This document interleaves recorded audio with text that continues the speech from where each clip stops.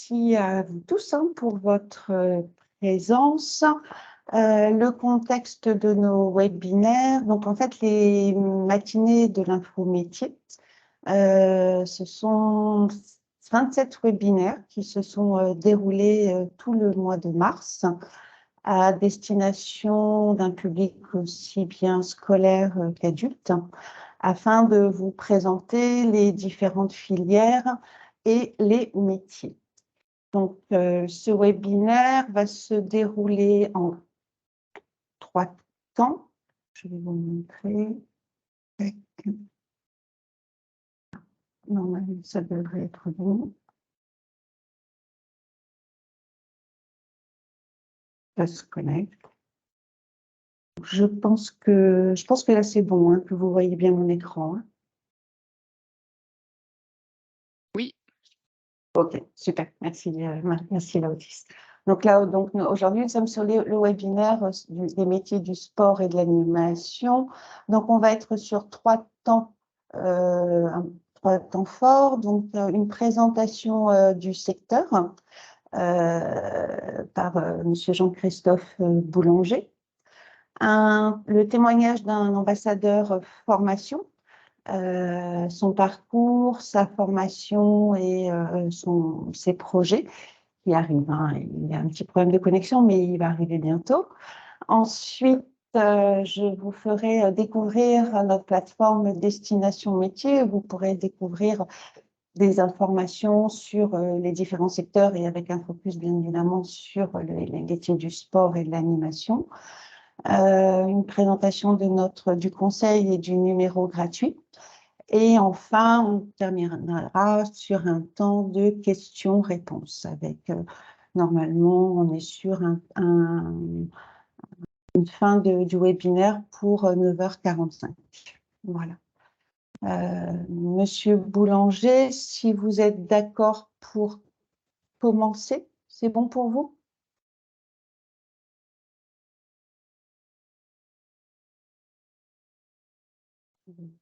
Je vais dire que ça va être bon. Vous m'entendez? Ouais, ça y est, c'est bon. Est-ce que c'est bon pour vous? Très bien. OK. Allez. Bonjour à toutes et à tous. Donc, je vais ce matin, en fait, tenter de vous présenter, pas tenter, mais vous présenter les métiers inhérents au champ de la jeunesse et des sports. Donc, pour ma part, je suis conseiller sport au sein de la direction régionale, la DRAGES, située sur Rouen. Donc, dans un premier temps, je vais vous présenter quelques éléments de cadrage, de contexte de la situation du sport en France. Voilà, coup de chiffres, il n'y en aura pas de trop. Ensuite, je vous ferai un petit zoom sur le poids économique du sport. Je vous évoquerai ensuite la situation de l'emploi et plus spécifiquement sur la Normandie. Et ensuite, je vous évoquerai les diplômes qui existent dans le champ de la jeunesse et des sports, et ainsi que les employeurs potentiels qui sont à la recherche des personnes qualifiées avec les diplômes que l'on délivre chaque année. Donc, concernant le sport en France, donc, si nous faisons un zoom sur la pratique sportive dans notre population, pour rappel, la population française est de presque 68 millions d'habitants, donc métropole dom-tom inclus. On a 37 millions de personnes qui déclarent, donc de plus de 15 ans, qui déclarent pratiquer une activité sportive au moins une fois par an. Donc, une fois par an, est-ce que ça permet de qualifier les gens de sportifs? Je ne sais pas, mais en tout cas, ça veut dire qu'ils en ont la connaissance. Ensuite, il y a donc parmi ces personnes-là, on a 21 millions de jeunes, de personnes de plus de 15 ans qui pratiquent 4 fois par semaine. Donc, les principales activités relèvent des activités de la forme, de la marche, natation, vélo, et qui sont les plus pratiquées car les plus aisées à mettre en œuvre. Un tiers de ces pratiquants donc, adhèrent au sein de clubs sportifs, donc affiliés le plus souvent à une fédération sportive agréée auprès du ministère de la Jeunesse et des Sports. Ces adhésions représentent 16,5 millions de licences sur notre territoire, avec une pratique sportive féminine qui dépasse bientôt les 38%. Voilà. Cette pratique a d'ailleurs augmenté depuis la période du confinement que nous avons connu, d'une part, et d'autre part, avec le déploiement plus grandissant du télétravail. Nous avons parmi ces licenciés 78 000 personnes qui sont en situation de handicap et qui sont adossées à la Fédération française handisport ou du sport adapté. Et enfin, donc, la pratique majoritaire est celle des seniors avec plus de 57% des plus de 50 ans. Voilà. Cette dernière information, voilà, nous reviendrons tout à l'heure dessus, elle démontre qu'il y a une niche d'activité réelle en direction de ce public. Concernant le poids économique du sport en France, pour rappel, nous avons un PIB national qui est de 2500 milliards. Et donc, au sein de ce PIB, la filière du sport représente 91 milliards d'euros, soit 3,5% du PIB. Cela génère 448 000 emplois qui sont répartis respectivement 360 000 auprès des associations sportives et 112 000 auprès de l'entreprise, donc à dominante commerciale. Comme je l'évoque aussi, sans compter bien évidemment tous les investissements générés par les collectivités, notamment sur les équipements, celui des sponsors et droits TV dont vous entendez souvent parler dans les médias. Les associations sportives donc, représentent quant à elles 13,1 milliards de ce PIB en budget cumulé, ce qui génère 115 000 emplois salariés au sein d'un tissu associatif qui est très, très émietté et éclaté, sachant que 6 associations sur 10 ont moins de 100 adhérents. Le bénévolat équivaut à 364 000 postes équivalents temps plein, donc ce qui est colossal. C'est comme si vous faisiez 364 000 fois 1600 heures. Autant vous dire que sans le bénévolat, bien sûr, le tissu associatif ne tiendrait pas dans notre cher pays. Nombre de structures employeuses. Donc, c'est un focus partiel sur l'emploi sportif là, que je souhaitais vous faire. Donc, nous avons, sur la Normandie spécifiquement, environ 2000 entreprises qui sont identifiées et qui déclarent auprès de l'URSSAF des salariés. Mais auprès de l'URSSAF, parallèlement, il y a bien sûr le secteur de l'équitation qui est très important sur notre région. Le secteur de l'équitation qui, lui, cotise auprès de la mutualité sociale agricole dont je ne dispose pas des chiffres. Donc, ces 2000 entreprises, à ces 2000 entreprises viennent s'additionner au moins quelques centaines d'autres employeurs, mais sur un champ très spécifique qui est celui de l'équitation. Vous observerez avec les chiffres, là, sur la répartition par département, nous avons quasiment la moitié de ces entreprises qui sont positionnées sur la Seine-Maritime et le Calvados, car ce sont des bassins de population beaucoup plus denses que sur les 3 autres départements que sont l'Orne, la Manche et l'Eure. En termes de salariés, donc le chiffre est assez éloquent avec plus de 5 300 salariés ou travailleurs indépendants. Voilà. L'activité des travailleurs indépendants, plus connue sous l'item d'auto-entrepreneur, s'est fortement développée, notamment avant le confinement, même si après nous avons connu un certain recul, étant donné les quelques déboires que certains ont pu vivre. Et cela équivaut en équivalent temps plein, donc à peu près 700 personnes. 700 personnes. Donc, ceci nous indique, et en tout cas précise, que l'emploi sportif est un emploi qui peut être à temps plein, certes, mais qui est souvent aussi, qui se cumule souvent avec une activité accessoire, de façon à pouvoir constituer un temps plein et pouvoir vivre dignement. L'éducateur sportif. Vous présentez un petit peu les fonctions principales d'un éducateur sportif. Donc, un éducateur sportif est avant tout en charge donc, de l'enseignement d'une ou plusieurs disciplines en direction de publics qui sont très variés. Cela va du débutant à des personnes un peu davantage aguerries. Essentiellement en direction des licenciés au sein des clubs sportifs, au sein d'entreprises de tourisme aussi, voilà, avec notre littoral notamment. Nous avons aussi plusieurs niches d'activités en direction du tourisme, mais également dans nos terres avec des entreprises, pour exemple, je citerai Center Park, par exemple, qui est un pourvoyeur important d'emploi.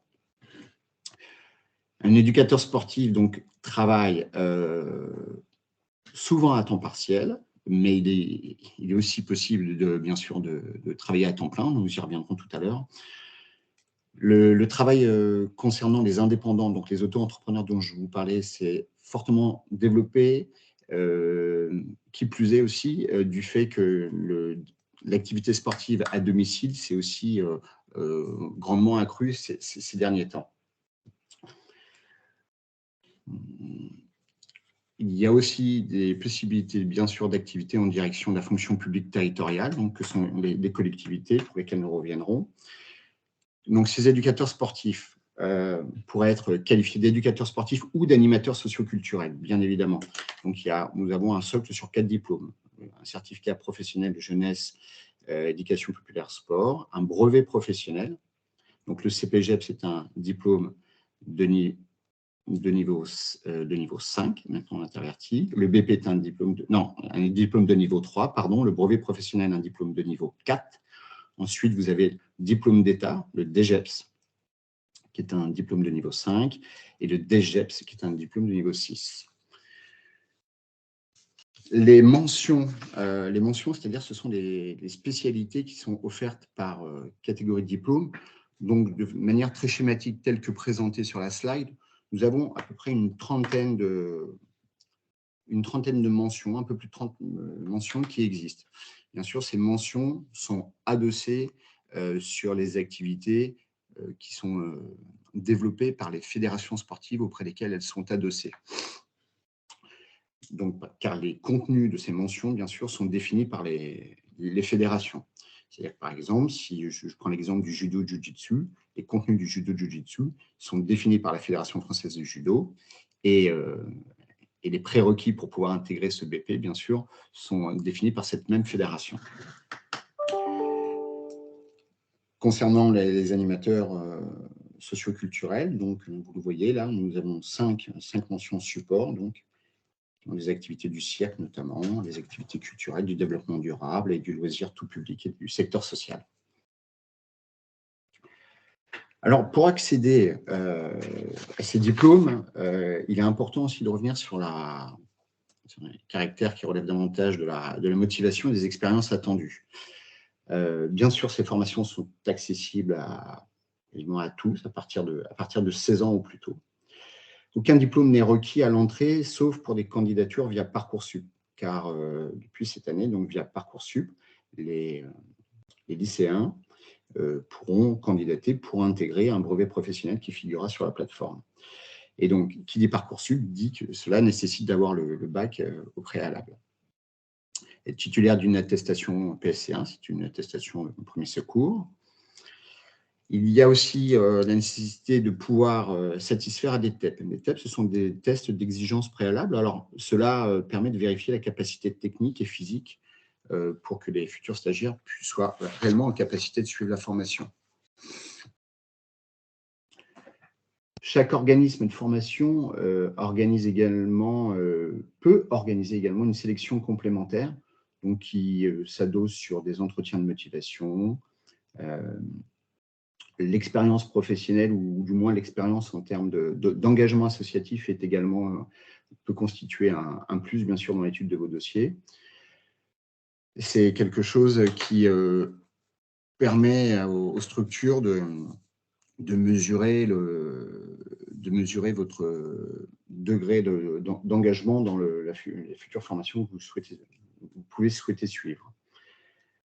Il y a des dispenses d'épreuves qui sont également possibles en fonction de votre parcours personnel, c'est-à-dire soit lorsque les personnes disposent, par exemple, de brevets fédéraux, si elles ont eu un parcours de sportif de haut niveau, si elles disposent de certificats de qualification professionnelle particuliers, et pour d'autres, bien sûr, qui auraient suivi, par exemple, un parcours en licence STAPS, notamment. Ces formations, telles qu'évoquées sur la slide, là, avec le BPGEPS que je vous ai présenté tout à l'heure, on a entouré le BPGEPS parce que c'est un diplôme de niveau 4 qui est le diplôme le plus délivré sur notre territoire. Donc, on en a à peu près 13 000 qui sont délivrés chaque année en France, et ça représente un peu plus de 900 pour notre territoire normand. Donc, le CPGEPS, donc de niveau 3, en dessous, donc, permet de devenir un animateur d'acquérir le diplôme d'animateur pour œuvrer au sein d'accueil collectif de mineurs, de centres périscolaires et de séjours de vacances, par exemple.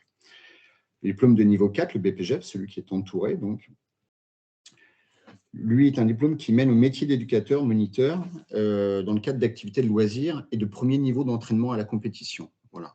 On est essentiellement sur les phases d'initiation. Ce sont des personnes qui participent à l'organisation, à la gestion financière d'une structure d'accueil de mineurs et de la conduite de projet. Vous avez le diplôme suivant qui est le DGEPS, celui-ci permet de s'orienter sur un métier d'entraîneur sportif, encadrant des athlètes qui peuvent atteindre un niveau régional notamment. Donc, davantage sur de la coordination de projet et une fonction d'agent de développement. Et enfin, vous avez donc le DGEPS, qui, lui, s'oriente davantage sur les personnes qui aspirent à faire de l'entraînement en direction du haut niveau. Voilà. Concernant le DEGEPS et le DSGEPS, là, il y a bien plus de 30 mentions, il y a 80 mentions qui existent sur ces qualifications-là. Par exemple, si je vous prends la natation, eh bien, vous pouvez avoir la natation course et vous pouvez aussi avoir la natation synchronisée. Vous voyez, donc c'est totalement différent, bien évidemment, comme pratique. Les formations qui préparent à ces diplômes sont d'une durée variable. Elles oscillent en général entre 10 et 18 mois. Tout alterne des périodes de formation en organisme, de formation avec des mises en situation professionnelle au sein de structures d'accueil qui proposent des activités physiques et sportives notamment, mais également des activités à dominante socio-culturelle si vous souhaitez vous orienter dans le champ de l'animation. Cette alternance peut se faire avec des contrats d'apprentissage ou des contrats de professionnalisation, donc 16, 25 et au-delà. On peut même atteindre des fois les 35 ans dans des conditions particulières sur lesquelles je ne reviendrai pas. Les temps de formation sont consacrés à un travail en direction des règles de sécurité, très orienté sur la pédagogie, la méthodologie de projet et la gestion d'une structure. Et ces modules, en fait, sont constitués d'unités capitalisables, ce que l'on appelle les UC. Donc, tout à l'heure, je vous parlais du brevet professionnel. Le brevet professionnel repose sur 4 UC avec des sous-items. Toutes ces informations concernant les organismes de formation qui existent sur notre territoire, mais également sur d'autres, mais avant tout sur notre territoire normand, sur les qualifications qui sont proposées, les diplômes qui sont préparés et les dates aussi prévisionnelles, tout cela est accessible depuis une plateforme gouvernementale qui s'appelle Forum. Ces diplômes se préparent. Alors, pour revenir sur les organismes de formation, on a possibilité notamment pour les jeunes qui le feraient via Parcoursup, peuvent tout à fait candidater sur des CREPS. Alors, nous n'avons pas de CREPS sur notre région, mais ça existe sur d'autres, où là, il peut y avoir une gratuité du coût de formation. Ça peut également être diligenté par des fédérations sportives en direct. Je vous parlais du judo. Le judo est son propre opérateur de formation, organisme de formation, des associations, tant du champ sportif que du mouvement d'éducation populaire, des organismes privés qui sont des sociétés commerciales, donc spécialisées sur la prestation de services pour former notamment des futurs éducateurs sportifs ou animateurs socioculturels. Le coût des formations est variable parce que selon la durée de la formation d'une part et selon ses spécificités, les coûts sont distincts.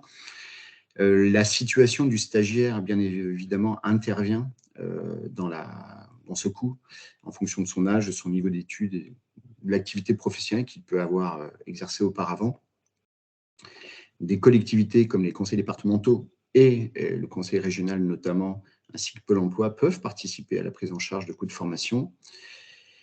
Il ne faut pas hésiter également à se renseigner pour les plus jeunes d'entre vous, ceux qui auraient 25 ans ou plus, de se rapprocher des missions locales, voilà, qui, elles, peuvent apporter un accompagnement sur le montage financier de vos futurs dossiers. Dans le cadre du contrat d'apprentissage et du contrat de professionnalisation, donc, cette formation est prise en charge. Parce que, donc, qui dit contrat d'apprentissage, dit contrat de professionnalisation, dit contrat de travail. Dans ces cas-là, le financement se fait à la fois via l'OPCO, mais également via l'employeur qui sera amené à vous salarier. Et donc, Pour terminer, sur cette présentation très sommaire, la question de l'employabilité est essentielle. Et de plus en plus, donc, afin d'élargir ses compétences et de pouvoir exercer pleinement de son métier et tendre vers un temps plein, il est important aussi de pouvoir réfléchir à l'accession sur d'autres certificats de qualification professionnelle, ce qu'on appelle des CQP, de manière à ouvrir l'éventail de vos compétences et ainsi pouvoir envisager une insertion durable et sereine. Voilà, je vous remercie. Merci, Monsieur Boulanger.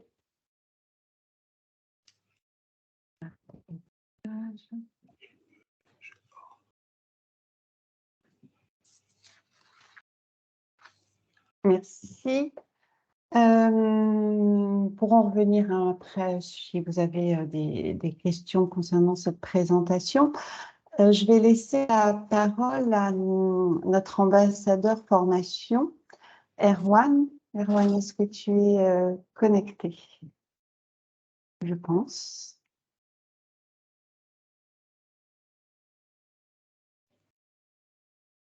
Il est connecté, Erwan, normalement. Je vois. Après, peut-être ta caméra. On ne t'entend pas. Est-ce que c'est bon pour toi?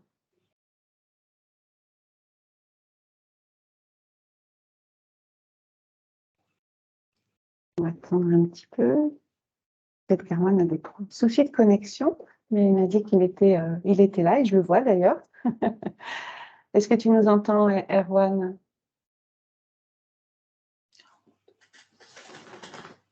Sinon, je peux faire une présentation je vais faire la présentation destination métier et quelques soucis micro. OK. On va voir si il arrive à se connecter. Bon, ce que je vais faire, Erwan, je vais faire la présentation de la plateforme destination métier et voilà. Et comme ça, ça va te laisser le temps de voir un petit peu pour le réglage, pas de souci.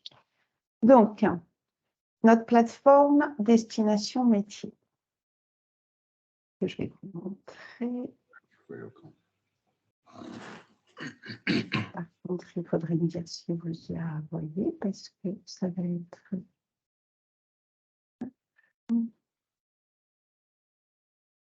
Normalement, ça devrait être bon. Voilà, je pense que c'est bon.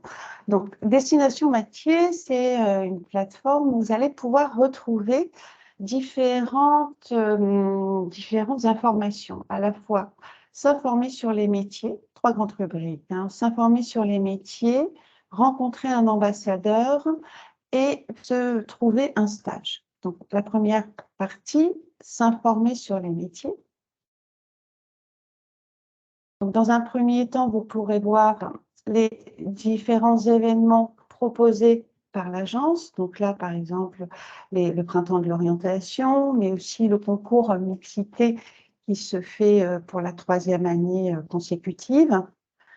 Quand vous redescendez, vous allez avoir différentes informations par filière que l'on a regroupées par catégorie.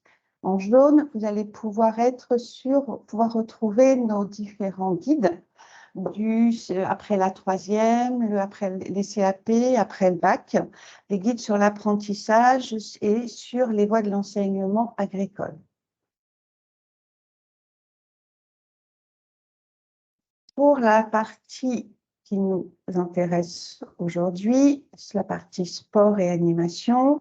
Vous allez pouvoir donc retrouver un interview, l'interview de Quentin qui parlera de son métier de chargé de développement dans le sport. Idem sur le Parole de Pro qui parlera de l'e-sport. Et vous avez aussi ici un site EDOC où vous allez avoir toutes les informations des sites regroupant tous ces métiers-là. Vous pouvez donc être dessus et vous pouvez le télécharger, bien évidemment. Et je voulais vous montrer plus spécialement un site, profession sport loisirs. Est-ce que vous le voyez? C'est bon? J'aimerais bien juste avoir un petit retour pour savoir si vous voyez bien ce que je suis en train de partager. Oui, on voit bien, oui. Oui, super.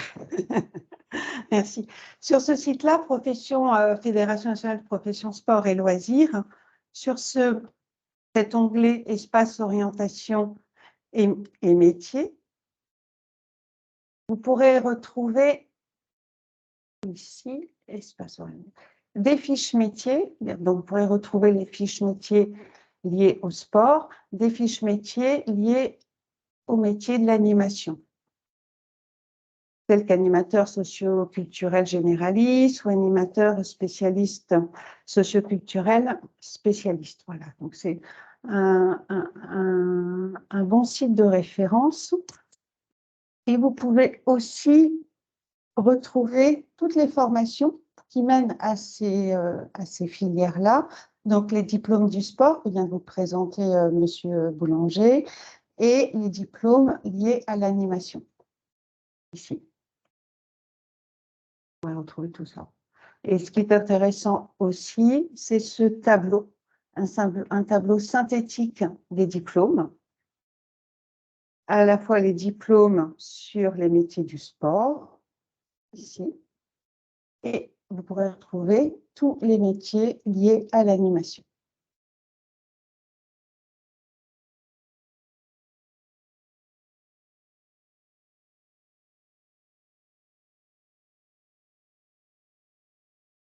Vous pouvez aller un petit peu plus loin si vous allez sur le site Cléor.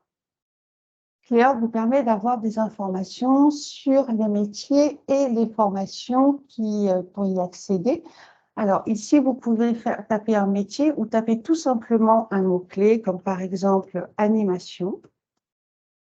Et là, vous allez avoir les différents métiers liés à l'animation. Si on prend celui de technicien d'animation socio-culturelle, vous allez pouvoir avoir toute la fiche détaillée, le potentiel d'embauche, donc en Solutions Soleil, donc ça veut dire qu'on est sur un potentiel plutôt intéressant sur notre région, les conditions de travail. Et ici, vous pourrez télécharger, si vous le souhaitez, un répertoire d'entreprise, si vous souhaitez, avant de faire une formation, faire des enquêtes métiers ou pour rechercher un emploi ou rechercher aussi une entreprise dans le cadre de vos stages. Ici, si vous allez sur la fiche détaillée, vous pourrez voir le descriptif du métier, les activités, les compétences demandées, les vues professionnelles et l'accès au métier. Comme par exemple, là, on voit que depuis la rentrée 2020, il y a un nouveau bac professionnel, animation enfance et personnes âgées. Pour les formations liées à ce métier-là, vous allez sur cet onglet-là. Et là, vous allez avoir les différentes formations par niveau. Si on va sur le niveau bac, on va pouvoir retrouver le bac pro animation enfance et personnes âgées. Vous cliquez dessus et vous pourrez voir où faire cette formation-là. À la fois ici, vous pouvez filtrer par département. Oh, nickel. En formation initiale. Et ici, en formation en région pour les personnes, pour les adultes ou demandeurs d'emploi ou apprentis.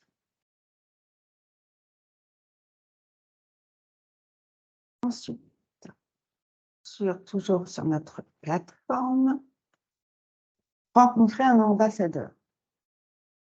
Donc, vous pouvez rencontrer un ambassadeur, le réseau d'ambassadeurs que nous avons constitué, ambassadeur métier pour les personnes qui sont en emploi et qui acceptent d'être contactées pour leur poser des questions sur leur métier, leur parcours, et les ambassadeurs formation comme Erwan sur les études qu'il a faites, la formation qu'il suit et les projets futurs. Vous allez ici sur secteur d'activité, vous recherchez votre secteur, Ici, ce qui nous intéresse, ça va être sport, loisirs. Le sous-secteur, toujours sport, loisirs, animation. Ici, vous allez avoir 22 résultats. Voilà, la carte s'affiche. En vert, les ambassadeurs métiers. En rose, les ambassadeurs formation. Vous cochez ou vous décochez. Pour les ambassadeurs métiers, par exemple, voilà, vous pouvez voir que Emmanuelle, qui est animatrice senior en collectivité, si vous souhaitez la contacter, vous créez votre profil et vous pourrez avoir accès à son contact, description de son parcours, et la contacter ici et pour pouvoir prendre contact avec elle pour lui poser des questions sur qui pourraient être intéressantes pour votre parcours. Et pour les ambassadeurs formation, même principe. Vous pouvez, si vous voulez, décocher ambassadeur métier. Et ici, comme par exemple, vous allez voir Erwan, qui est ambassadeur formation pour en licence TAPS. Même principe pour trouver un stage. En direct, vous pouvez télécharger la convention. Deux types de stages, stage de mini-stage, de stage d'observation de 3 à 5 jours. Et depuis le mois de janvier, vous avez la possibilité aussi de faire une recherche de stage long, en stage pro ou par professionnel type CAP, Bac Pro ou licence pro, mais aussi en stage d'études type licence ou études supérieures. Donc, même principe, vous faites sur le secteur d'activité, ici. Vous cherchez le sous-secteur. Vous pouvez faire la zone géographique. Et ici, vous avez donc les différentes propositions de stage dont le métier de surveillant de baignade, maître nageur, etc. Là, si vous allez dessus, là, vous voyez que cette entreprise accepte de recevoir une personne pendant 3 jours pour suivre son quotidien de travail et pour pouvoir, ça va vous permettre aussi de valider votre projet, mais aussi de commencer à constituer votre nouveau réseau professionnel. Voilà les différentes fonctions que vous pouvez avoir sur le site par destination métier. Donc là, j'ai pris l'exemple, bien évidemment, du sport animation, mais vous pouvez faire votre recherche sur tout ce type de secteur.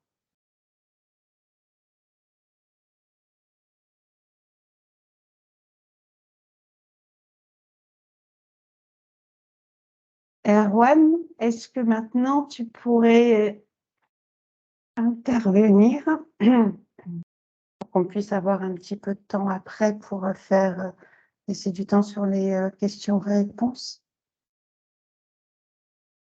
Erwan a des difficultés pour se connecter. Ah, il n'a pas de son.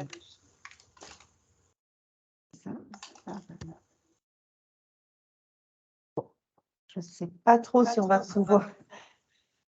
va pouvoir avoir l'intervention d'Erwan, je suis désolée. Bon, j'enchaîne, hein, sinon on ne va plus avoir trop de temps. Pour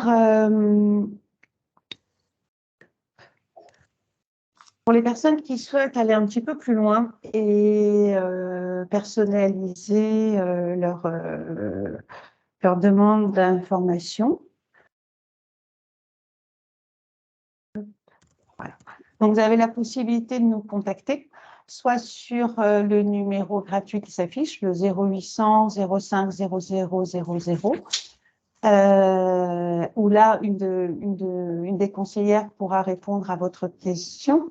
Si vous le souhaitez, nous avons aussi la possibilité de vous proposer des entretiens individuels d'une durée de 45 minutes à 1 heure, des entretiens à la fois en présentiel sur nos 2 sites, sur Rouen à l'Atrium, boulevard de l'Europe, ou à Hérouville-Saint-Clair, place de l'Europe. Si vous ne pouvez pas vous déplacer, nous avons aussi la possibilité de vous proposer des rendez-vous en distanciel. À côté de ça, des ateliers thématiques peuvent être proposés aussi bien auprès d'un public scolaire, ici essentiellement sur le thème de l'orientation, mais aussi à destination d'un public adulte sur les compétences et métiers en région.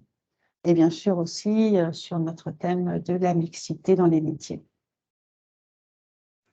Alors, j'ai vu qu'il y avait plein de petites questions là qui passaient. Laodice, je n'ai pas tout vu, excuse-moi. Non, il y a pas de questions encore. Ok, d'accord. C'était par rapport à Erwan, c'est ça? Tout à fait. Bon, Erwan, c'est pas grave, hein, on va pas s'acharner. Il nous reste quelques minutes. Hop. Si certains d'entre vous ont des questions, je vais regarder sur la conversation. Alors, donc, Claudie, tu nous as mis bien le lien pour destination métier. Est-ce qu'il y aurait des questions? Ah oui. Alors.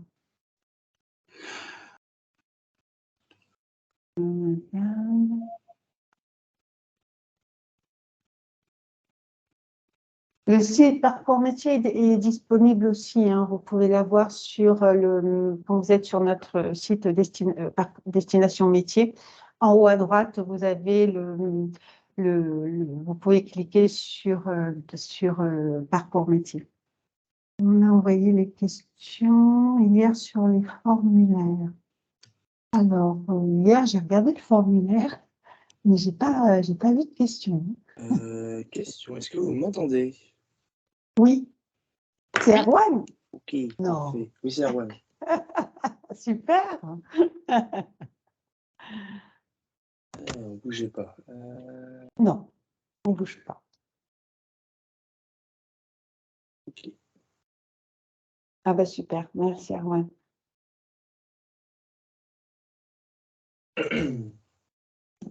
Est-ce que je fais quand même une présentation ou est-ce qu'on fait juste la Complètement. réponse aux questions, Ah oui, j'ai le temps bah oui. Oh, c'est bien de faire une présentation de votre parcours. Je vais bien faire une présentation. Je vais faire une présentation un peu courte, histoire de ne pas trop Bah oui. traîner sur le temps. Allez-y. Moi, je me présente, je suis Erwan, je suis étudiant en 3e année de STAPS, donc sciences et techniques des activités physiques et sportives. Dans le parcours management du sport, du coup. En STAPS à Rouen, on a 4 parcours. Non, c'est ça, 4 parcours. On a donc 3 parcours classiques et un parcours de licence professionnelle. Sur les 4 parcours, on va avoir du coup éducation motricité, qui est un parcours qui amène à devenir prof de sport, ou enfin tout ce qui est métier dans le professorat du sport, on va dire. Et ça, c'est à la suite d'un master, bien sûr. On ne peut pas juste après la licence aller sur du professorat. Ensuite, on a l'entraînement sportif, qui est plus lié du coup à tout ce qui est coaching, entraînement dans les salles de sport, entraînement dans les clubs, etc. Ensuite, on a activité physique adaptée et santé. Donc ça, c'est pour tout ce qui va être sport, handicap, encadrement de personnes en situation de handicap ou même en général, encadrement de sport dans des milieux défavorisés. Et la dernière qui est une licence classique, pour mention classique on va dire, c'est management du sport qui va être lié à tout ce qui va être organisation de cours, d'événements, de communication, de la gestion. Enfin, c'est un peu vaste sur le milieu sportif. Et la dernière, du coup, la dernière mention, oui, j'en ai parlé de 4. La dernière mention, c'est. Enfin. Ah non, attendez, j'en ai cité 4. Je suis perdu. J'en ai cité 4. La dernière, qui est une licence professionnelle, qui est une licence professionnelle qui correspond à peu près au management du sport. C'est donc la licence s'appelle GDOSSL, donc c'est gestion et développement des organisations des services sportifs et de loisirs. Donc c'est un peu une licence professionnelle qui ressemble au management, on va dire. Cette licence professionnelle, elle est faite en alternance. Donc on a 4 semaines en entreprise et une semaine en cours. Donc c'est ça sur toute l'année. Après, pour les 3 autres, enfin les quatre mentions que j'ai citées juste avant, on a tous des stages obligatoires sur la 3e année en tout cas. Parce qu'il faut savoir que ces 4 mentions, ces 4 mentions que je vous ai proposées, elles sont uniquement, on les choisit uniquement sur le début de la 3e année. On a un petit choix à faire en milieu de la 2e année qui sera une majeure et une mineure, qui peut correspondre à votre LVA ou LVB que vous pouvez avoir, on va dire. Mais c'est vraiment à la 3e année où on s'intéresse à une seule des mentions et comme ça, on va vers le métier qu'on souhaite. Alors, j'ai pas fait forcément ma description dans l'ordre, donc je vais essayer de me retrouver. Oui, au niveau de ce qui est Parcoursup, parce que c'est ce qui va vous intéresser aussi, on va avoir une sorte de critère de sélection vu que la filière STAPS c'est un peu sous tension. Donc, sous tension, ça veut dire qu'on a trop de demandes pour le nombre de personnes qu'on peut accepter. Pour des chiffres, l'année dernière, on a eu environ 2000 demandes pour 600 places. Donc, c'est rien que sur Rouen, ça fait beaucoup de refus et beaucoup de déçus, on va dire. Donc, pour ce qui est Parcoursup, quand vous allez vous inscrire et vous diriger vers STAPS, on va vous demander quelques questions, enfin vous poser quelques questions sur les différentes compétences que vous pouvez avoir.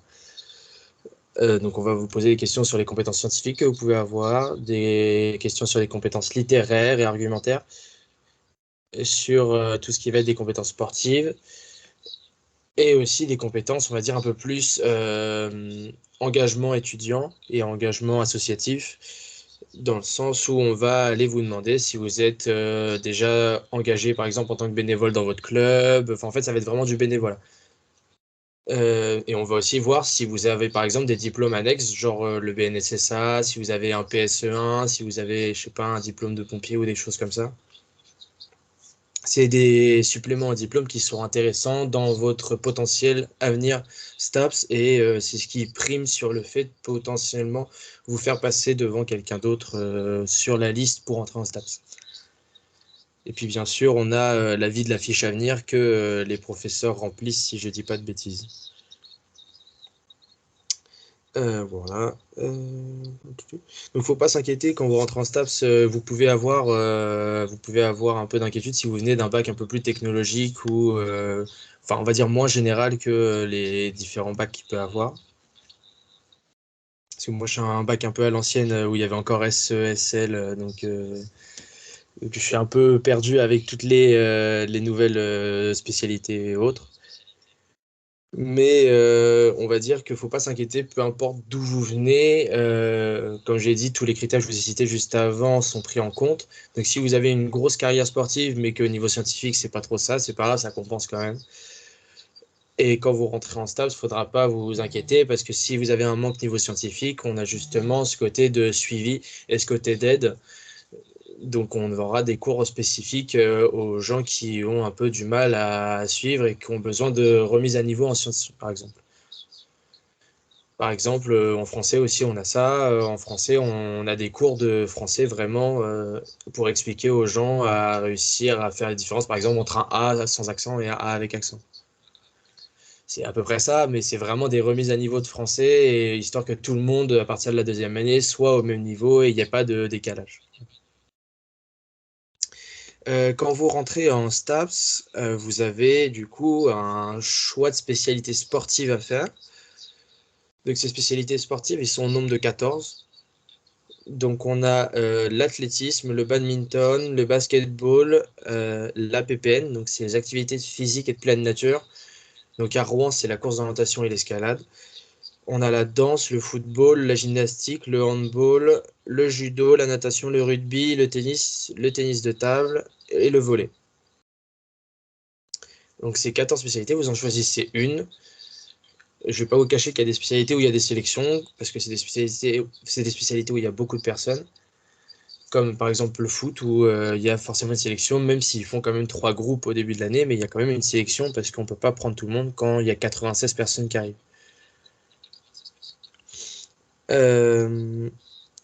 Aussi, du coup, vous allez avoir du coup, plusieurs cours. On va dire que votre semaine va être répartie sur une 20 heures de cours à peu près, dont 6 heures de pratique sportive, parce que vous allez avoir 2 heures de pratique de la spécialité sportive que je viens de vous citer. Et vous allez avoir vous allez avoir 4 heures de ce qu'on appelle des polyvalences. Donc ça va être des découvertes de différentes activités. Vous allez pouvoir faire du hockey sur le gazon, vous allez pouvoir faire, je sais pas, de la lutte. Vous faites un peu tout et n'importe quoi. Vous pouvez faire du yoga aussi. Enfin voilà. C'est très vaste. C'est sur le domaine du sport, c'est très vaste. Au niveau des cours que vous allez pouvoir suivre, vous allez avoir beaucoup de sciences humaines, forcément, dû à la licence que c'est. Donc ça va être tout ce qui est anatomie, de la physiologie. Donc c'est vraiment l'étude du corps en lui-même.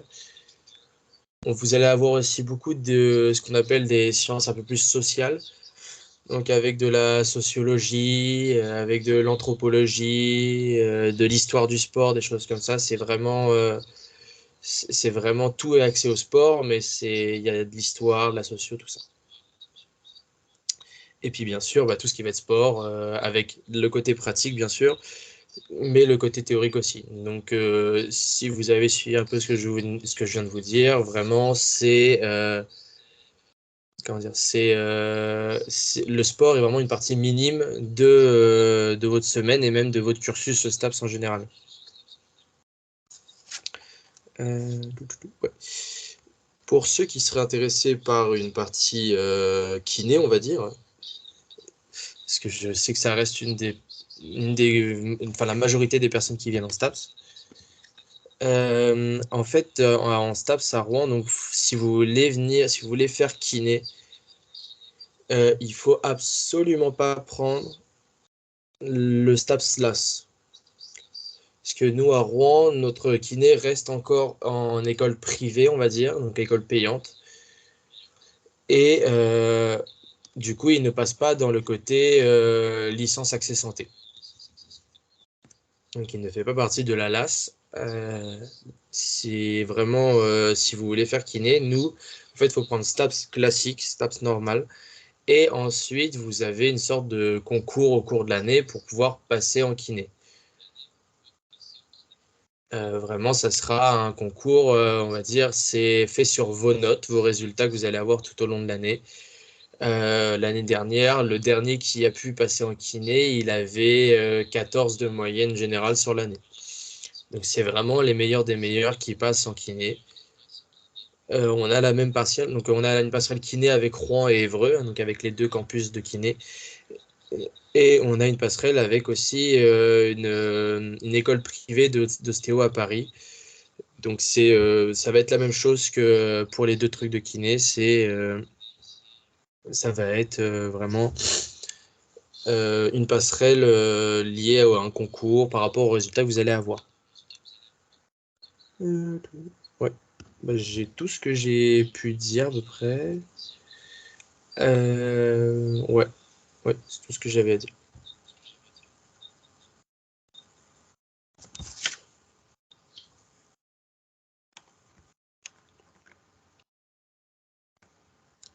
Ton micro n'est pas activé, Stéphanie.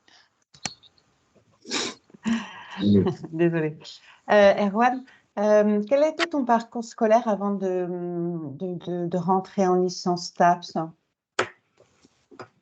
quelle Avant de rentrer filière en tu licence avais? Ouais. STAPS, au Ouais. lycée? Avant de rentrer en licence STAPS, ce que j'ai fait personnellement, j'ai fait en niveau lycée, j'ai fait un bac scientifique. Parce que je suis parti de l'ancienne génération, il y avait tous ces bacs déjà. Et donc j'ai fait un bac scientifique et que j'ai eu, hein, bien sûr.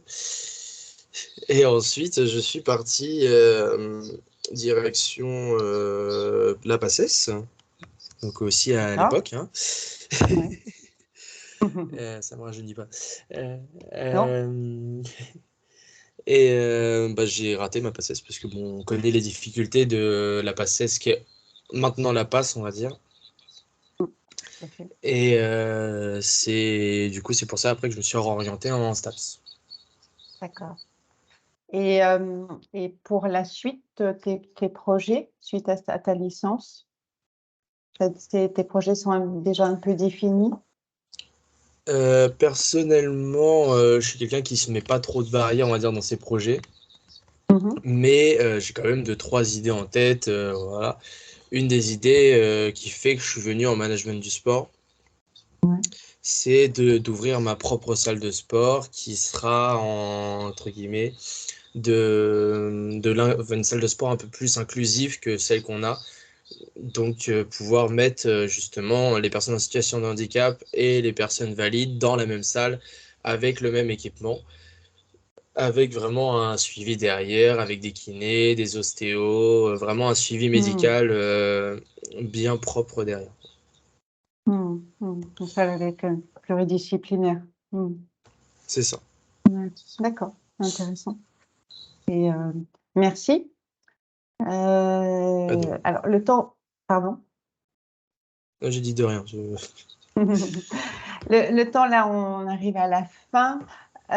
Si vous souhaitez poser d'autres questions à Erwan, n'hésitez pas, hein, je vous ai montré sur la plateforme Destination Métier, sur l'onglet Contacter un ambassadeur. Donc, Erwan est ambassadeur formation engagé avec l'Agence régionale de l'orientation et des métiers. Et donc voilà, donc n'hésitez pas à le contacter et bien sûr, si vous allez plus loin sur le STAPS, à aller sur le site de l'université et de regarder les journées portes ouvertes, tous les contacts avec les étudiants. En général, la section STAPS est assez ouverte. C'est ça. Je me permets juste de faire une petite pub Ouais, aussi de mon côté. bien sûr. Si jamais, ok, il y a tous les sites de l'université qui sont là, il n'y a pas forcément de lien avec les étudiants qui sont mis en place, en tout cas sur les sites de l'université. Donc je vais vendre un peu mon association, même si c'est le bureau des étudiants, mais je me permets de le vendre quand même, parce qu'on Ouais. fait quand même un bon travail sur le suivi des étudiants. Mhm. Donc Ok. si vous avez des questions sur les réseaux sociaux, c'est B2 STAPS Rouen, on est disponible partout et on pourra répondre à vos questions, il n'y aura pas de souci. Si tu veux, Passer par la Erwan, plateforme aussi, ça peut être bon, bien. si tu veux, Erwan, tu peux peut-être l'inscrire sur la conversation. Ouais, Ok, je vais faire ça. super, super.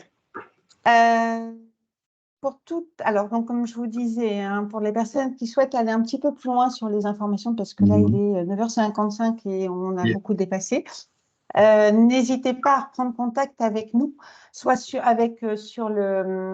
via le numéro gratuit, où vous pourrez donc avoir une information personnalisée, ou prendre contact via le numéro gratuit, prendre rendez-vous avec nous en individuel.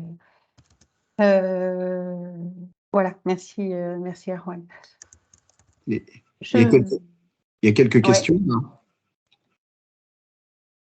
Alors, il y avait quelques questions, mais là, j'ai répondu sur la question sur le salaire moyen. J'ai répondu. Ouais, Quelles sont les possibilités d'études supérieures dans le public ou peu coûteuses? excuse-moi, ouais. Il n'y a que le CREPS, hein, parce que je disais, les jeunes qui passeront par Parcoursup. Ouais, ce que vous l'aviez dit, ouais. Ouais. Excusez-moi, et sur le salaire, là, j'ai dû vous faire un épisode, là, et qu'est-ce qui a été répondu? Alors, moi, ce que j'ai répondu, c'est via sur le site Destination Métier ou sur la fiche, la fiche métier. On est sur un salaire moyen en équivalent temps plein de 2 000 €. Net? Mm.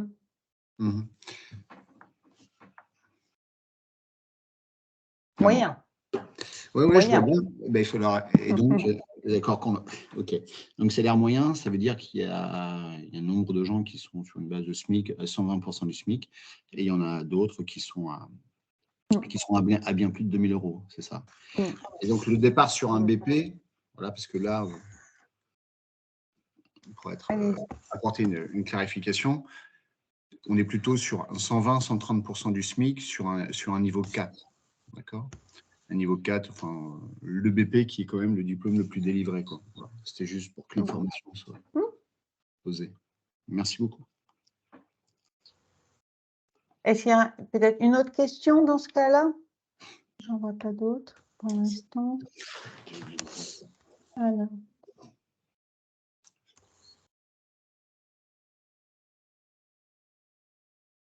Non, pas d'autres questions. Oui, pas d'autres questions. Donc vraiment, hein, s'il y a besoin de compléments d'infos, n'hésitez pas à nous recontacter. Écoutez, je vais vous dire merci à tout le monde. Merci pour votre intervention. Ah. Oui. Des options potentielles au lycée? Pour STAPS ou pour autre? Moi, je peux parler pour STAPS. Non, au lycée, c'est à partir de septembre 2024, en fait. Là, il y a des discussions qui sont en cours avec 8 lycées de la région, donc répartis sur les 5 départements. Ce seront des formations à dominante professionnelle qui permettront l'obtention d'un équivalent d'un tronc commun, en fait. Alors, pour ceux qui ont connu ça, un tronc commun, c'est un socle commun entre les différents BP. Et ensuite, il y aurait 3 spécialisations de proposées sur les activités de la forme, les activités physiques pour tous, c'est-à-dire la formation la plus généraliste, et les activités de la natation. Voilà, seul secteur où il y a réellement des métiers en tension, qui constituent un métier en tension. Voilà. Et ça, ce serait septembre 2024.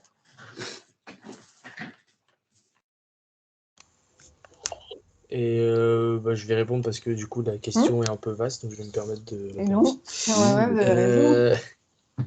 Niveau options potentielles à prendre, on va dire, quand on est au lycée pour entrer en STAPS, bien sûr, on va pas se cacher, ça va être mieux de prendre des options et des mentions un peu plus scientifiques, donc comme la SVT, les sciences physiques, donc je crois que c'est physique-chimie, et tout ce qui va être mathématiques, donc vraiment tout ce qui est lié aux sciences en général.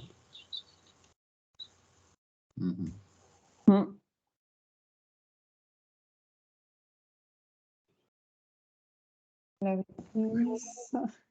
en train d'écrire une question ou pas. Merci, M. Boulanger et Erwan. La Autrice est en train d'écrire quelque chose, je ne sais pas quoi. Non, pas de questions. Merci à tous. C'est bon. Merci de rien, Jérémy. Merci à tout le monde pour votre participation. Donc, vous pourrez retrouver le webinaire sur la chaîne YouTube de l'Agence régionale de l'orientation et des métiers, tout comme tous les webinaires. Hein, ceux du début ont commencé à être diffusés. Je vous souhaite une bonne journée à vous tous. Merci beaucoup. Bonne journée à tous. Au revoir. Merci beaucoup. Bonne journée. Bonne journée. Au revoir. De rien. Au revoir.